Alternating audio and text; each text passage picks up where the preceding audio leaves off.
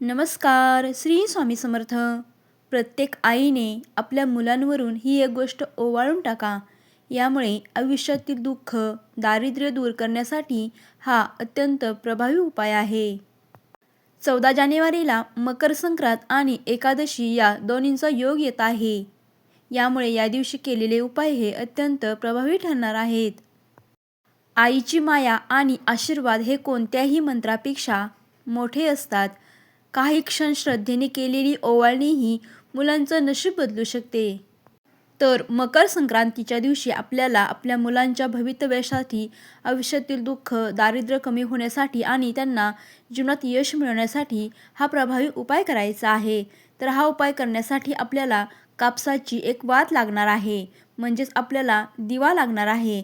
त्यामध्ये तिळाचे तेल किंवा तूप घालायचे आहे.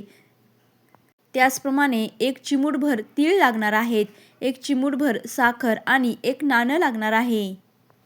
हे संपूर्ण साहित्य आपल्याला एका ताटामध्ये घ्यायचं आहे आणि त्यानंतर आपल्याला मुलांना ओवाळून घ्यायचं आहे. यासाठी आपल्याला सकाळी अंघोळ करून मन शांत ठेवायचं आहे.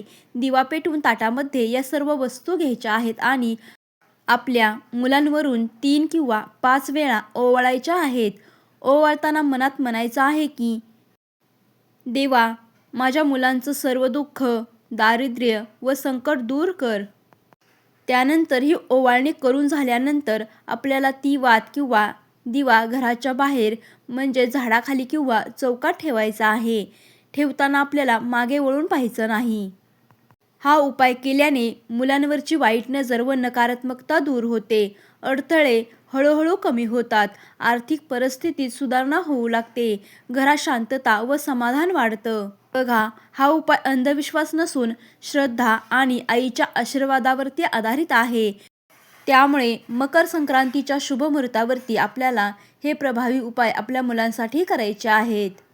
या वस्तूंशिवाय आणखी या वस्तूसुद्धा तुम्ही मुलांवरून ओवाळून टाकू शकता. मकर संक्रांत म्हणजे सूर्यदेवाचे उत्तरायण. नकारात्मक शक्ती कमी होण्याचा आणि सकारात्मकतेचा दिवस. या दिवशी आईच्या हातून केलेले उपाय विशेष फलदायी मानले जातात. त्यामुळे आवर्जून आपल्या मुलांवरून या वस्तू या दिवशी आपल्याला ओवाळून टाकायच्या आहेत. त्यासाठी आपल्याला काळे तीळ, मीठ, कोळसा या वस्तू लागणार आहेत. या 3 वस्तू एकत्र करून आपल्याला ओवाळून बाहेर टाकायच्या आहेत. या वस्तू ओवाळून टाकण्याला त्या वस्तूचे विशेष महत्त्व आहे. काळे तीळ हे ग्रहदोष आणि शनिदोष शमवतात. मीठ हे नकारात्मक ऊर्जा शोषून घेतं आणि कोळसा हे वाईट नजर बाधा खेचून घेतो. मकर संक्रांतीच्या दिवशी सकाळी स्नान करून देवपूजा झाल्यावरती आपल्या मुलांना समोर बसवावे. आईने उजव्या हातात काळे तीळ, मीठ व कोळसा घ्यायचा आहे. त्यानंतर प्रत्येक मुलांवरून 7 वेळा गोलाकार ओवाळावे. ओवाळताना मनात म्हणावे, माझ्या मुलांवरचे सर्व दोष, विघ्न, वाईट नजर दूर जाऊ दे. ओवाळून झाल्यानंतर आपल्याला या वस्तू घराच्या बाहेर चौरस्त्यावर टाकायच्या आहेत किंवा वाहत्या पाण्यात सोडायचे आहे. हे करत असताना आपल्याला मागे वळून पाहायचं नाही. परत या वस्तू आपल्या घरामध्ये आणायच्या नाहीत. हा उपाय जर आपण श्रद्धेने केला तर वाईट नजर उतरते. त्याचप्रमाणे सतत येणारे अडथळे कमी होतात. मुलांचे आरोग्य व मन स्थिर राहते. घरातील नकारात्मकता दूर होते. आईचा आशीर्वाद प्रभावी ठरतो. शक्यतो हा उपाय आईनेच करायचा आहे. शक्यतो सूर्योदयाच्या वेळी किंवा दुपारी 12 पूर्वी श्रद्धा व शुद्ध भावनेने केल्याने अधिक फलप्राप्ती होते. त्यामुळे आवर्जून मकर संक्रांतीच्या दिवशी आपल्याला आपल्या मुलांसाठी प्रत्येक आईने हा उपाय करायचा आहे.